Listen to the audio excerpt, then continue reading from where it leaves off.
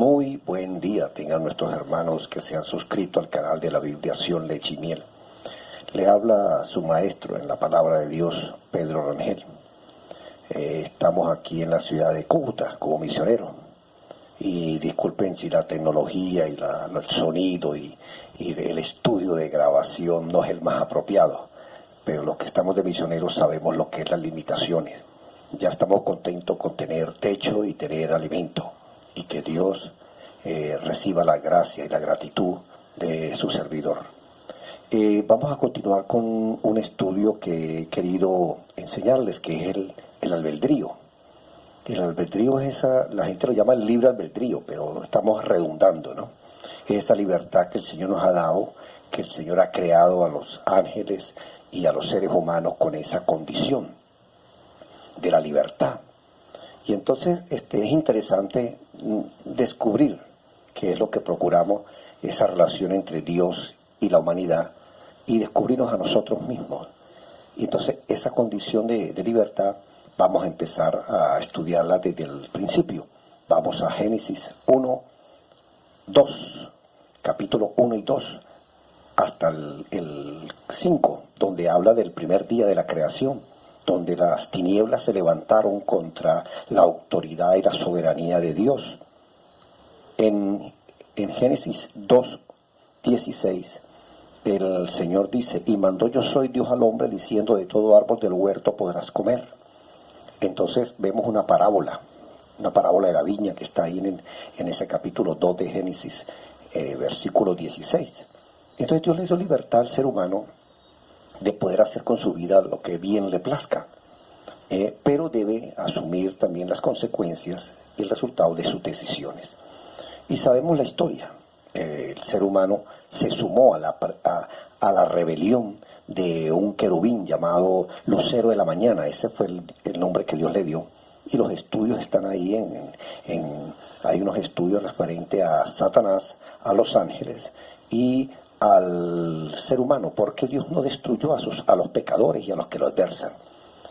¿Por qué Dios les creó ese albedrío para después exigirnos responsabilidades por usarla? Dicen muchos ignorantes y seres humanos que contienden con el Creador, preguntándose irreverentemente estas casas de barro, estas casas tan sencillas, preguntándole al Ser Supremo, al Altísimo, el por qué y el por qué. Y ahí está la Escritura. Lean la Biblia. Descarguen la Biblia que nosotros estamos promocionando, que se llama la Bibliación Leche y Miel. Es gratuita, no se le está cobrando por nada, para que conozcan la versión de Dios. Y pensamos, y es nuestro trabajo, creer que esta versión es mucho más comprensible, es mucho más sencilla, para que no tengan excusas. En Génesis 6 vemos que ya en todo el capítulo podemos leer y vemos que los seres humanos fueron violentos, fueron perversos y utilizaron ese albedrío para la maldad, a tal punto que en el Génesis 6 la palabra del Señor dice: y se arrepintió yo soy de haber hecho al ser humano en la tierra, y le dolió en su corazón.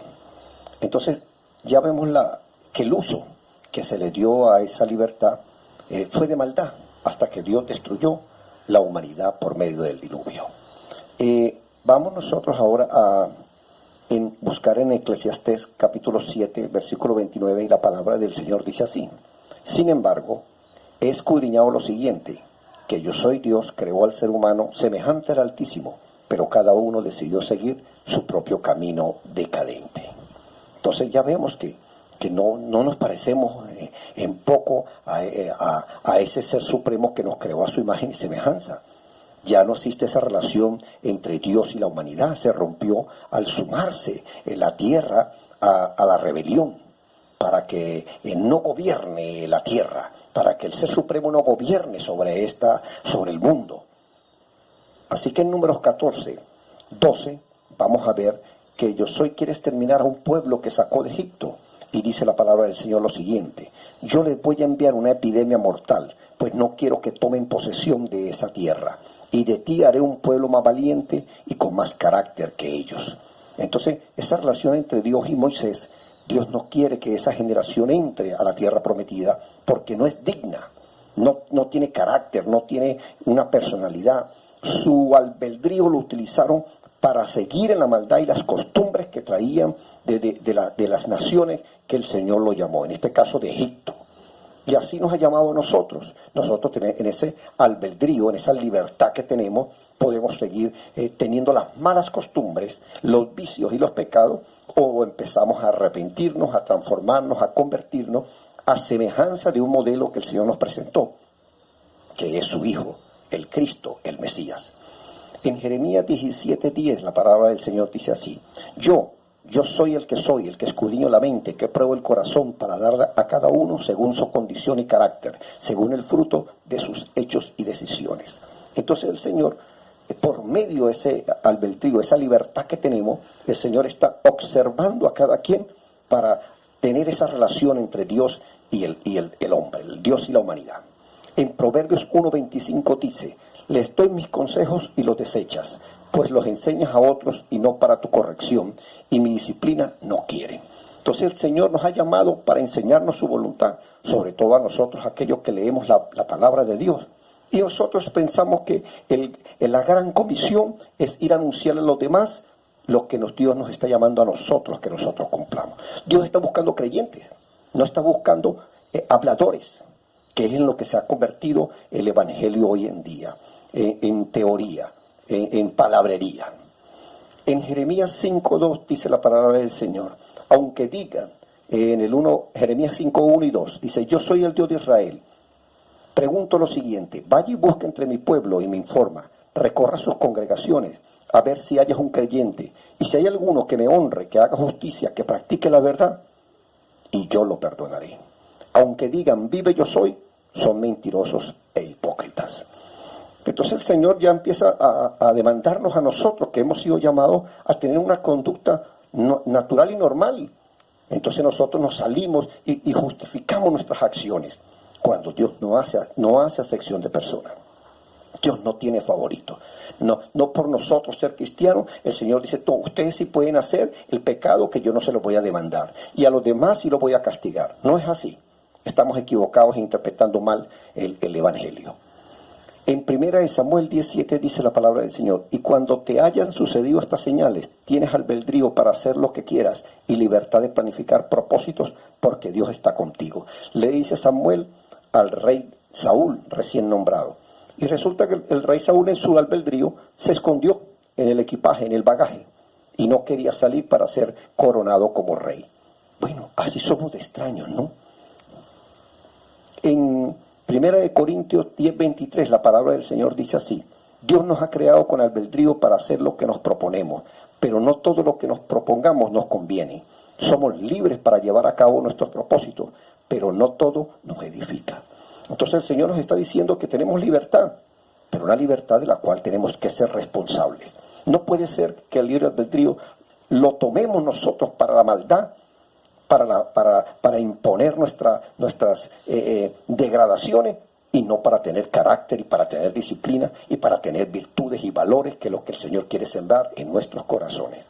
En 1 Corintios 11:20 la palabra del Señor dice ahí, dice 1 Corintios 11:18, dice: pues en primer lugar, cuando se reúnen como asamblea del cuerpo del Señor, oigo que hay entre ustedes divisiones y se reúnen en grupos, y en parte lo creo, porque es preciso que entre ustedes hayan divisiones para que sus frutos se manifiesten, y así yo soy el Señor, demuestre a quienes aprueba. Así hemos convertido el cuerpo del Señor. Miles y miles de denominaciones. Hemos fracturado el cuerpo del Señor en sectas, en denominaciones, y defendemos las denominaciones y las congregaciones, que el nombre, que la palabra del Señor, que la unidad a la cual el Señor murió en la cruz para hacernos uno. Y nosotros en ese albedrío las dividimos en 1000 pedazos, defendiendo puntos de vista doctrinales que, aunque veamos que estamos errados, seguimos en nuestra necedad, manteniendo la separación y la distancia entre los diferentes movimientos. Entonces, los ministros que nombra el Señor no los reciben en otro grupo, porque no pertenecen a ese grupo denominacional, a esa membresía, como ellos le dicen, a ese respaldo, como ellos le llaman.